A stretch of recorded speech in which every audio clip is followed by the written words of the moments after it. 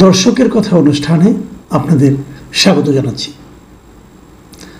আজ আমি আমার যে কন্টেন্টের কমেন্টস নিয়ে আলোচনা করব সেটা মাত্র গত রাতে আমি আপ করেছিলাম।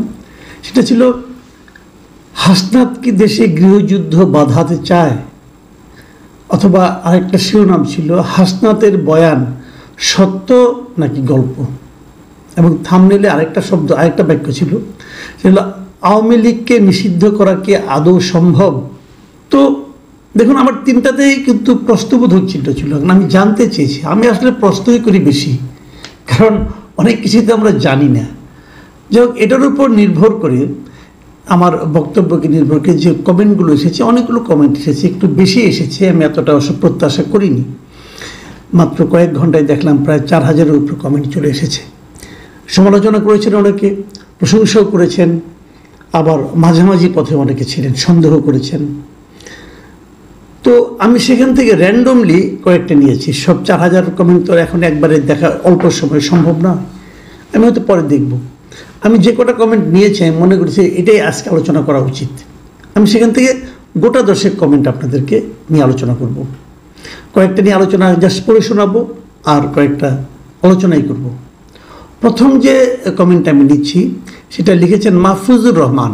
তিনি লিখেছেন, ঢাবির এক প্রফেসর একদিন সহজের সংজ্ঞায় বলেছিলেন, সহজ হলো অন্যের ভুল ধরা।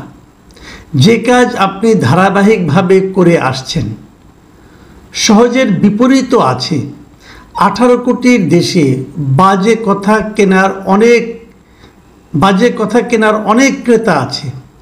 বাজে কথা বিক্রি ছাড়া কিছু কাজ করার চেষ্টা করুন, দেশের জিডিপি বাড়বে। আপনার 1000টা ভুল ধরার মতো কোটি মানুষ এদেশে আছে। সবাই সহজ কাজ করে না, আবার আর বাজে কথা বলে না। উনি একটা চমৎকার কথা বলেছেন, আমি ওনার কথাকে সমর্থন করছি, ওনাকে ধন্যবাদ জানাচ্ছি। আমি কিন্তু খুব বেশি একটা ভুল টুল ধরি না ভাই, আমি খালি প্রশ্নটা করি। কিছু কিছু বিষয় নিয়ে আমার একটা প্রশ্ন আসে, আমার মনে হয় এই কাজটা কেন হলো, এই কাজটা কেন হলো না। আর ভুল যদি আপনি কিছু না ধরেন তাহলে সে কী করে বুঝবে এসে ভুল করছে? আমি তাহলে কী করবো? সবাই প্রশংসা করবো? আচ্ছা, ভালো কথা, বাদ দেন আমার কথা। আপনি কি করলেন? আপনি যে কমেন্টটা করলেন, এত কষ্ট করে একটা কমেন্ট করেছেন আপনি আমার জন্য, তাই না? কি করলেন ভাই? ভুলই যে ধরলেন আমার। কাজে এই ভুলটা যদি আপনি না ধরতেন তাহলে আমি বুঝতে পারতাম না আমার ভুলটা কোথায় হচ্ছে। সেটা ভুল কি না সেটা আমি হয়তো নিজের মতো করে চিন্তা করবো, কিন্তু আপনি একটা অপিনিয়ন তো আমার জন্য খুব গুরুত্বপূর্ণ। এরকম আমি যাদের ভুল ধরি তারাও হয়তো আমার অপিনিয়নটাকে গুরুত্বের সঙ্গে নেয়, সেটা নিতে দেন। আমি তো কোনো পক্ষ না ভাই, আমাকে পক্ষ মনে করেন না। আপনি যেরকম একটা পক্ষ হয়ে গেছেন, যার পক্ষ হয়েছেন তার সমালোচনা করলে আপনার খারাপ লাগে। আমার কিন্তু সমালোচনা খারাপ লাগে না। আপনি আমার সমালোচনা করেছেন, আমি খুশি হয়ে প্রথম আপনার মন্তব্যটাই পড়লাম। আপনাকে অনেক ধন্যবাদ আমার ভুলটা ধরিয়ে দেওয়ার জন্য। আমি জানতে চেষ্টা করবো আমারটা ভুল কিনা অথবা সত্য কিনা। পরের যে মন্তব্যটা, এটা লিখেছেন মিস্টার হালিম খান। তিনি লিখেছেন, মাসুদ কামাল ভাই কথা তো সঠিক বলেছেন, কিন্তু সমস্যা এক জায়গাতেই। ওই যে বাংলাদেশের 2 জন মুফতি সব জানতা বিদেশে থাকেন, তারা তো একটু পরে আপনাকে ইন্ডিয়া আর আওয়ামী লীগের দালাল বানাই দিবে। সমস্যা নাই, দেশের মানুষ আমরা এখন বুঝে গেছি এরা মৌলানা বা মুফতি না, শুধুই চিটার বাটপার, দেশদ্রোহী। তাই আপনি আপনার মতো করে চালিয়ে যান। এটা নিয়ে আমি কোনো মন্তব্য করতে চাচ্ছি না। যিনি লিখেছেন তাকে ধন্যবাদ জানাচ্ছি। আরেকটা যে লিখেছেন মন্তব্য, সেটা হলো জিনিয়া আজমেরি। তিনি লিখেছেন, আওয়ামী লীগের পতনে পুরো জাতি চরম দুঃশাসন ও নরক থেকে মুক্তি পেয়েছে। একই সাথে এটাও সত্য, হাসনাত সহ অন্য ছাত্রনেতারা মন গড়া মিথ্যা কথা বলতেছে। শ্রদ্ধেয় সেনাপ্রধান ও সেনাবাহিনীর প্রতি পূর্ণ আস্থা এবং ভালোবাসা আছে পুরো জাতির। এটা নিয়েও আমি আর কোনো বিশ্লেষণে যাচ্ছি না। এরকম মন্তব্য করার জন্য জিনিয়া আজমেরিকে ধন্যবাদ জানাচ্ছি। মাকসুদা সাবের লিখেছেন, আপনি এসব বিতর্কিত কথা বলা বন্ধ করুন প্লিজ। তাহলে আপনি কি বলতে চাচ্ছেন এসব মিথ্যা? তাহলে আইএসপিআর থেকে কোনো বক্তব্য নেই কেন? হ্যাঁ, আমি মাকসুদা সাবেরকে ধন্যবাদ জানাচ্ছি যে উনি যে প্রশ্নটা করেছেন, এটা কিন্তু আমারও মনের প্রশ্ন। এটা মিথ্যা কিনা আমি জানি না, এবং আমি কোথাও কিন্তু আমার এই কন্টেন্টে বলিনি যে হাসনাত মিথ্যা বলেছেন। আমি প্রশ্ন করেছি, উনি যদি সত্য কথাই বলে থাকেন তাহলে ওনার সঙ্গে আর্মির কোন অফিসারের কথা হয়েছে তার নামটা প্লিজ বলুন, আমরা জানতে চাই যে কারা কথাটা বলেছেন। কিন্তু উনি তো কারোর নাম বলেননি। উনি যখন নাম না বলছেন তখন কিন্তু পুরো সেনানিবাসকেই উনি ওনার প্রতিপক্ষ বানিয়ে দিয়েছেন এবং জনগণের প্রতিপক্ষ হিসেবে দাঁড় করিয়ে দিয়েছেন। এই জায়গাটা রিস্কি। আমি খালি এই কথাটাই বলেছি। আর আইএসপির থেকে কোনো বক্তব্য নেই কেন সেটা আমি বলতে পারবো না। তবে আমি অবশ্যই চাইব যে সেনা নিবাসের পক্ষ থেকে হাসনাতের এই বক্তব্যের ব্যাপারে তারা কোনো একটা মন্তব্য করবেন, এটা আমি চাইব। না চাইলে হবে কি, না মন্তব্যটা না করলে কি হবে, না করলে যেটা হবে মানুষের মনে সন্দেহগুলো কিন্তু বাড়তে থাকবে। সন্দেহ খুব মারাত্মক জিনিস। মাকসুদ সাহেবের আপনাকে অনেক ধন্যবাদ ও কৃতজ্ঞতা যে আপনি একটা পয়েন্ট ধরেছেন। এই নামটা আমি বুঝতে পারলাম না। এই নাম লেখা কেবল ম্যান IL1RT। আমি আসলে বুঝি না এই ইউটিউবের নামগুলো ঠিকঠাক মতো আসে না কেন, মানে এরকম এই যে অ্যাড দিয়ে লেখা আসে। আগে কিন্তু আসতো। আপনারা কেউ জানা থাকলে আমাকে একটু জানাবেন কাইন্ডলি। আমি বুঝতে পারি না কেন আমি সব নামগুলো ঠিকঠাক মতো পাই না। যাই হোক, এই ম্যান লিখেছেন হাসনাতের সাথে ঘটনা ঘটেছে 11 তারিখ। যদি ঘটে থাকে তাহলে 11 তারিখ ঘটেছে। আর হাসনাত এটা প্রকাশ করলো কালকে। আমার মতে প্রশাসক নিয়োগকে কেন্দ্র করে তাদের ব্যাপারে যে সমালোচনা শুরু হয়েছিল সেই ঘটনা ধামাচাপা দিতেই হাসনাতের এ কৌশল। আমি জানি না আপনার যেটা মনে হয়েছে, আপনি মনের কথা প্রকাশ করেছেন। যারা দর্শক আছেন তারা বিচার করবেন। পরের মন্তব্যটা লিখেছেন মোহাম্মদ সাদেক হুসাইন। তিনি লিখেছেন আওয়ামী লীগের পুনর্বাসন হবে কিনা সেটা দেশের জনগণ ঠিক করবে। সেনাবাহিনী কোন অধিকারে আওয়ামী লীগের পুনর্বাসন চায়? আপনার সমালোচনায় সেনাবাহিনীর সমালোচনা নাই কেন? আমার দৃষ্টিতে আজকের আলোচনায় আপনার পারফরমেন্স 10-এর মধ্যে 0। সরি টু সে, আপনার সমালোচনাগুলো এখন খুবই সস্তা মনে হয়। সাদেক হোসেন সাহেবকে অনেক ধন্যবাদ জানাচ্ছি যে আমার সমালোচনায় কোনো একটা রেটিং করেছেন, 10-এর মধ্যে 0 দিয়েছেন। তবে আমি দু একটা কথা আপনাকে এই প্রসঙ্গে একটু বলি। প্রথম কথা হলো, আমার আলোচনায় সেনাবাহিনীর সমালোচনা নাই কেন? নাই এ কারণে যে আমি তো নিশ্চিত না সেনাবাহিনীটা বলেছে। আমি তো আবার বলেছি, আমি কিন্তু সন্দেহ প্রকাশ করেছি আসলে কি সেনাবাহিনী কেউ বলেছে।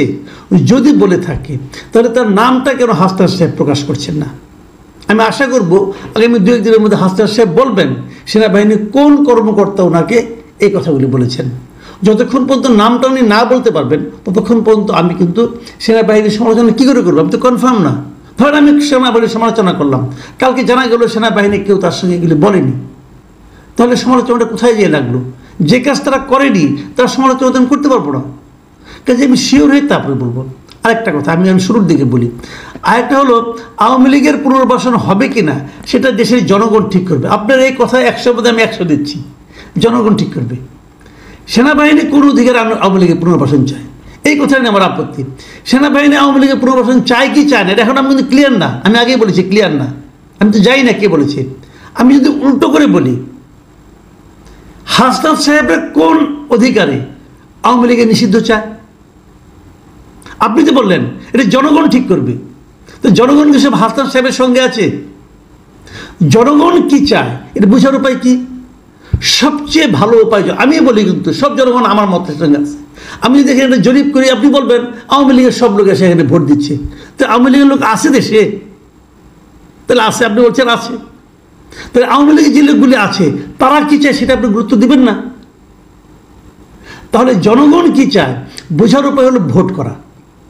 ইলেকশন করেন না, ইলেকশন করলে তো বোঝা যায় যে হাসনাত সাহেবের সঙ্গে কয়জন লোক আছে আর অন্য দেশে কয়জন লোক আছে, কার সঙ্গে কয়জন লোক আছে বোঝা যাবে। আমি তো সেটাই করতে বলছি যে জনগণের মতামতটা জানুন আপনারা। আপনি নিজে দাবি করেন না সব জনগণ আমারটা চায়, এই দাবি করার দিন শেষ হয়ে গেছে ভাই। এখন আপনি বলেন জনগণ কি চাই, এটা আপনি বললে তো হবে না। যাই হোক, তারপরে আপনার এই বক্তব্যের জন্য অনেক ধন্যবাদ।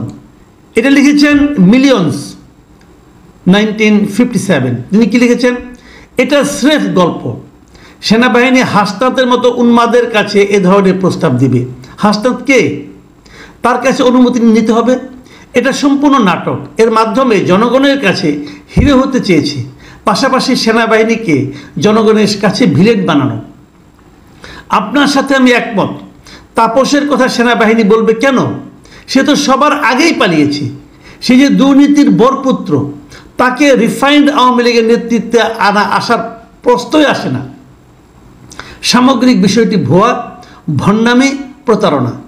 আরেকটি কারণ হতে পারে, ছাত্রদের মধ্যে সম্প্রতি যে বিভাজন সৃষ্টি হয়েছে সেটাকে চাপা দিয়ে সাময়িক ঐক্যবদ্ধ করা, আর সরকার যাতে সেনাপ্রধানের বিরুদ্ধে ব্যবস্থা নেয় তার ক্ষেত্র তৈরি করা। মিলিয়ন্স ওনার ছদ্মনাম, তো উনি যা লিখেছেন আমি পড়ে শোনালাম, এখানে আমার আর কোনো নিজস্ব মন্তব্য নেই। সাইফুর রহমান লিখেছেন, আপনার সব কথা ঠিক আছে, কিন্তু তা অর্ধেক। আর্মি কেন রাজনৈতিক বিষয়ে নাক গলাবে, সে বিষয়ে আপনি কিছু বললেন না। আপনার কৌশলী পক্ষপাতিত্ব স্পষ্ট। আমি এটা নিয়ে আগেও একবার বলেছি যে আর্মি যে নাক গলিয়েছে, এটা আমি স্পষ্ট হব তখন যখন হাসনাত সাহেব বলবেন যে আর্মির কে নাক গলিয়েছে। আর পাশাপাশি আমি আর্মির পক্ষ থেকে আশা করব ওনারাও বলবেন যে ওনাদের কে কথাটা বলেছে। এই বিষয়টা আমরা জানতে চাই। যদি কি কথা বলেছে জানতে পারি, যদি কনফার্ম হতে পারি কে বলেছে, তখন অবশ্যই আমি বলবো কে কোথায় নাক গলাবে, কে কোথায় নাক গলাবে না। তবে রাজনীতিতে নাক গলানোটা আমি পছন্দ করব। এরপরে যেটা আছে, আমি হারুন রশেদ লিখেছেন, যে দল বারবার দেশের গণতন্ত্রকে গলা টিপে হত্যা করেছে সে দলের গণতান্ত্রিক প্রক্রিয়ায় ফেরত আসার কোনো অধিকার নেই। হ্যাঁ, এটা হতে পারে, ওনার বক্তব্য নেই, আমার কোনো বক্তব্য নেই। তারপর এটি শেষ মন্তব্য লিখেছেন সুশীল চন্দ্র। তিনি লিখেছেন, ওরা আরও বেশি খায়, সেটা যখন অফিসগুলোর মধ্যে দেখি তখন মনে হয় আকাশে আছি না মাটির নিচে। ওরা কারা বুঝতেই পাচ্ছেন।